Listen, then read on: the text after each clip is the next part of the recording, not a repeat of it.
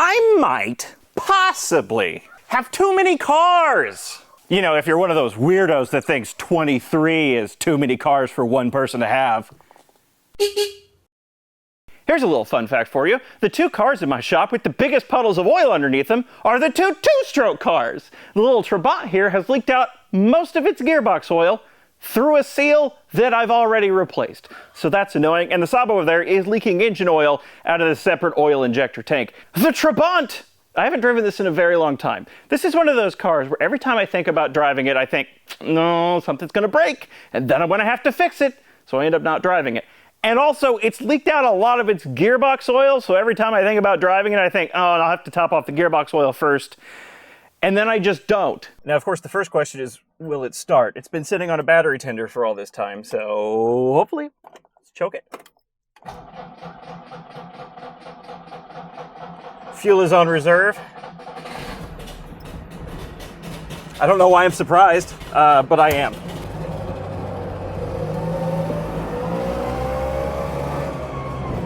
Oh, it's been too long. This is the car that started it all. This is basically part of my personality at this point, and yet I hardly ever drive it, and that's such a shame. And like I mentioned, the main reason that I hardly ever drive it is because I'm afraid that it's gonna break and then I'm gonna have to work on it. And it does need some things attending to. Like the brake master cylinder has a bit of a leak in it. I'd either need to rebuild it or replace it. Brake drums are warped on the front, maybe even on the back. I ordered new tires for it back in September. I have yet to pick them up and have them installed, which reminds me the right rear tire is low. I'm not going very far, so it'll be fine. And there's some other little things around the car that need attention, but it still works. The WeGo, nothing has changed. It's still inoperable. Yes, I know that I took the battery pack out 5 years ago. Yes, I know that it's been sitting here inoperable for far too long. I'm disappointed in me too. I will work on this eventually. I don't know when. Maybe it'll be this year. It probably won't be. What you're witnessing here is me being hard on myself. I'm disappointed in me. The little red Solo. I still have it. It still works. This is one of my favorites out of the collection. Out of all of the non-daily driver cars that I have, this by far gets the most use. I'll use this for random trips to town, random trips to the store, etc. I use it fairly often, at least once a week. And also, out of all the cars that I have, this by far gets the most attention, so I have to be in the right headspace to drive this. Because no matter what, every single time I take this thing out, many people stare at it and many people stop to ask me random questions about it, which is fine. It's one of the reasons I like this. It's very odd looking. I expect people to ask questions, but not always in the mood for it, and I have to be cognizant of that before I get in it and take it somewhere. The Silverado! I mean, I just made the video about this thing like a month ago. Not much has changed. Because I just keep using this thing, I'm up to 9,389 miles now. Just last week, I took a Nissan Cube up to Chicago for no reason in particular. And also, while I'm filming this video, I've gone out and bought another car. There it is back there. It's a Think City. I'm gonna really miss this thing when it comes time to sell it. I've been really enjoying it so far. But what I won't miss is the insurance payment, which for some reason is absurdly high. This is substantially more to insure than the Polestar with the same coverage. And it's more than the Polski Fiat, the Reliant Robin, the Trabant, the Saab, both Spiras and both Solos combined. Why? Speaking of cost, I just totaled together the purchase price of every car that I have. And all of them combined, minus the Polestar, is still less than the Silverado's purchase price. I don't like liking new EVs, it's very expensive. And yes, there will be a video coming soon about Senor Guppy Face here that I just acquired. Honorable mention to this trailer that I bought new in 2017. How? My 2006 F-150. Nothing's changed. It just sits here, doing nothing. I did start restoring this last year, but I kind of stopped because I wasn't using it anymore. This is why I can't film outside anymore, is because of this idiot. I have some bad news. Yeah, I'm talking about you. Unfortunately, as of last week, he is not just my only turkey left, my only bird. He's the only bird. And probably because he's alone, he never shuts up. Isn't that right? That was your cue. Do the gobble. There we go. I'm probably gonna do something with this eventually, but I don't know what. It'll just sit here until I figure out what to do with it. This video is brought to you by Factor, ready-to-heat meals delivered straight to your door.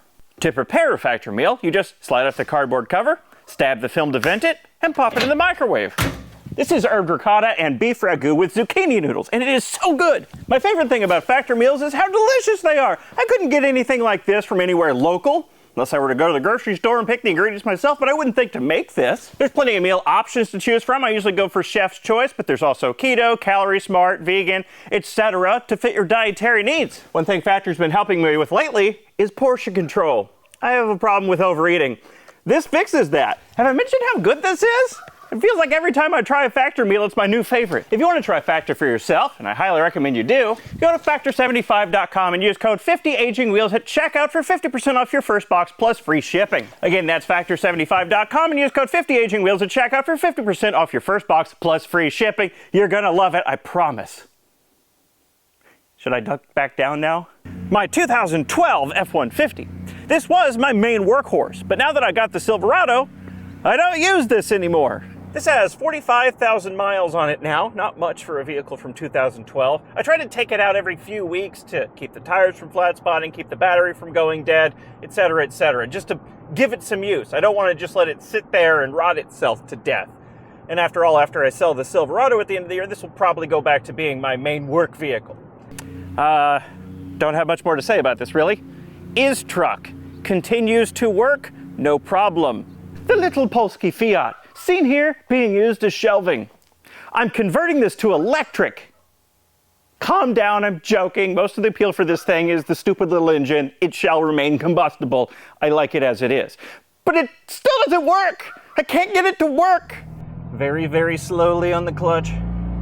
There we go. Normal, and then I go into second, and it's got to be a fuel starvation issue, right? That's got to be the problem.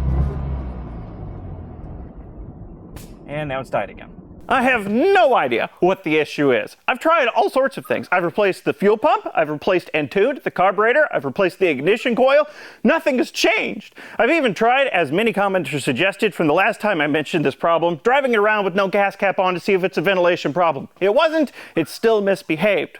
I suspect, because I have absolutely no idea what else the issue could be at this point, that the problem is within the fuel tank or within the fuel lines from the tank to the mechanical fuel pump. So the next thing to try is to feed it from an external fuel source and see if it still acts up. If it does act up from an external fuel source, I'll have no idea what's wrong with it, but that's the next thing to try. You've definitely seen this in the background of past videos. I have a city car now. I got this a couple months ago and I got it to modify. Someone in this car's past has restored it and they did a fantastic job. But I don't agree with any decision they made. For instance, originally, this city car was yellow. And city cars were not painted. They derived their color from the color of the plastic the body was made out of. But they covered that up with beige paint. Now, the quality of this paint is great, but the better option would have been no paint at all, and they picked beige? This was a wedge of sharp cheddar, and now it's a slightly off slice of cheesecake. They also reupholstered it. The top, the windows, the seats, the inside of the doors. They did a fantastic job too. They even quilted the inside of the doors. But they picked brown. It's brown on beige? Why? But anyway, the important feature to me is that the dashes exploded. The speedometer got sucked in because the speedometer cable snagged on something. So I got this for really cheap. And because it's already been molested, this seemed like the perfect car for modification because it's already been molested. Why not molest it more? I should have picked a different word. That sounds gross now. So yeah, I have a city car now that I bought to modify. Will I actually get to those modifications or will I just give up, put batteries in it and sell it on as is? I don't know. We'll have to wait and see. But it popped up for sale and I jumped on it. The other Solo. This is the one that had the little whoopsie last year. I've started doing things to it. I won't say what I'm doing to it, but it's probably exceedingly obvious. Yeah, there's going to be a video coming sometime soon-ish about this. Yep. The Saab! I haven't had to do anything to this. It's been wonderful. This is the perfect car for when I just want to go out and hear fun engine noises.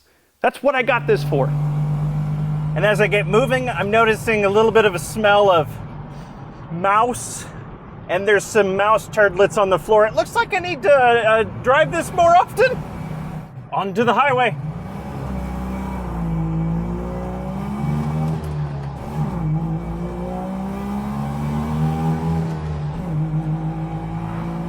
Oh, red line is too low and the power band is too high. 5,000, now we'll shift to 4. And it's bogged down. There's way too much space between the gears. That's 50 miles an hour. It's gonna take us forever getting up to 60, but oh my God, the sound!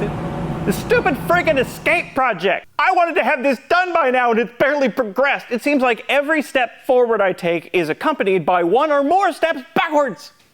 It's infuriating. I haven't made any progress on it, it feels like. I have actually made progress. But it's just, nothing works on it right now. When I hooked up both motors, for example, that was one of the forward steps, a new problem arose where it has, I think, a CAN issue and it just drops all communication and restarts the VCU every, I don't know, 20 seconds to 1 minute. Why is it doing this? I don't know. I have been in contact with AEM and they've been very helpful, but still haven't figured out the issue yet, so I don't know. Something will happen on this eventually. What I've been thinking about doing lately, because this is so infuriating to work on and I haven't been able to make progress, is giving up on it temporarily and moving on to another project that I can actually get a large amount of work done on so I don't feel completely useless. Because when I work on this, I feel completely useless and I hate it, I'm tired of it. The Reliant Robin, that's definitely how you pronounce that. I'm afraid to praise how reliable this has been because that's when it'll start having problems, probably. Also of note, the two-stroke Saab has leaked out far more oil than the Reliant Robin. What is this backwards world I'm living in?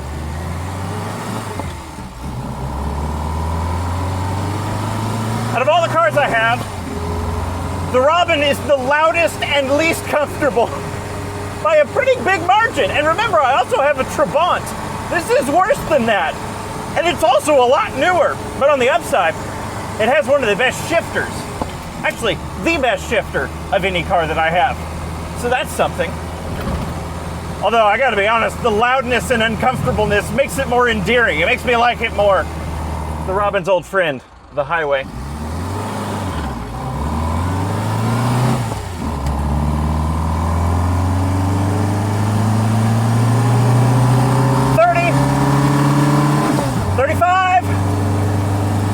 There's 40.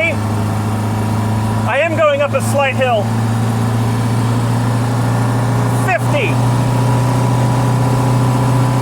55. Well, no, not quite 55. 55. We have stopped accelerating. The hill is too much for it. It's just gonna sit there at 55. But when we crest that hill, then we'll be talking. The Spiras. Nothing's changed. I haven't taken them out since making the Spira video, because why would I? They're horrifying. Now, at the end of that Spira video, I mentioned that if you're interested in buying them, I will be selling them. But I did myself a huge disservice by not mentioning how much I paid for them. Now, I get why a lot of people would think this given the everything, but a lot of you assumed that I paid a couple $100 or got them for free, which is so very much not the case. I paid inarguably far too much for these cars, and feel free to judge me for this because I deserve it. I paid for both of these Spiras together $8,800, which is, again, far too much money for these little pieces of junk. But in my defense, they made for a pretty good video. I don't expect to get that much out of them, obviously, because I paid too much for them, but I'm not going to give them away for free either. So I'll probably try to sell these within the year, see how that goes, and if that doesn't go well, then I'll donate them or lend them temporarily to some museum of some sort. I don't know. Remember the Explorer that I got for free?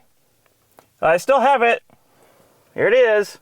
Le Polestar Modèle Driver. That was a stupid accent. We're up to 108,700 miles in the Polestar now. I stopped piling miles on so quickly now that all of my business-related use, which is quite a lot of my driving, has been transferred to the Silverado. But it's still, I'm still piling mileage on. Nothing's really changed. Rather disappointingly, this stain, I don't know what it is, appeared at some point. I thought it was just something dripped onto the hood, but whatever this is has embedded itself into the clear coat. I don't like that. So I have a second Polestar. I bought it for really cheap because, well, it's been in a bit of a scuffle with another car. It looks a lot better from the other angle, which is why I started you over there on that side. There is, of course, a big story behind this, but that's for a future video. I didn't know what I was going to do with this until very recently, but Thank you. Anyway, but I started pulling the decision levers and buying parts to fix this thing. Maybe I'll go through with it. Maybe I won't. Those are the options. Yeah, you don't need to wipe. I don't need to see anything.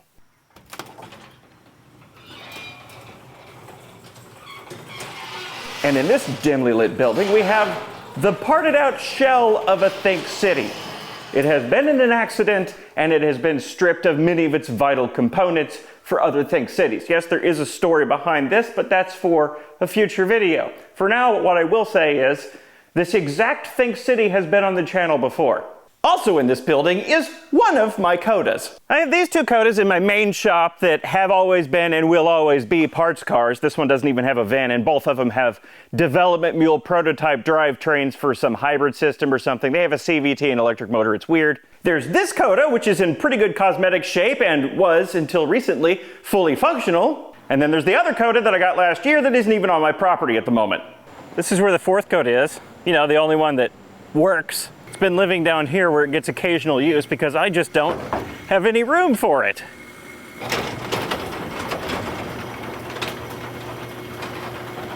And if it's down here, it'll actually get used on occasion. There it is. It still works! I can't take it for the longest drive ever because there's no coolant in it, which is not a surprise at all. The only surprise is how long it held its coolant in it, because when I got this car, the coolant was all leaked out, so I refilled it, and it didn't leak out anymore, which confused me. It stayed in the coolant tank for several months, but now finally it has leaked out. So the drives in this car are very, very short until the motor overheats. But aside from that small problem, this car does still work. But I'm going to be giving it away in a few months. I've picked a Koda enthusiast who really wants to have a Koda again and wants to put the work into this car that it needs. So I'm going to be giving it away in a few months.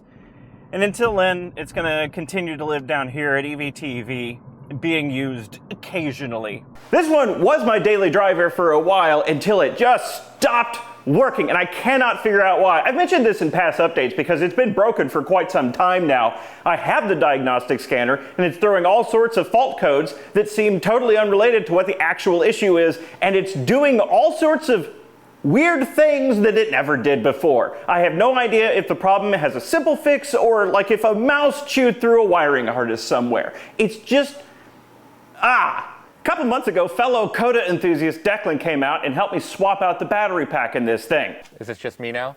Well, I mean, I'm wearing a microphone, but this part's just It's you. my channel now. Under the rear seat, under a hatch, is a high voltage disconnect and a few screws. So we want to take that out for our safety and so that the battery pack doesn't get caught on the car. So let's just take out these rear seats and get that over with before we lift it up.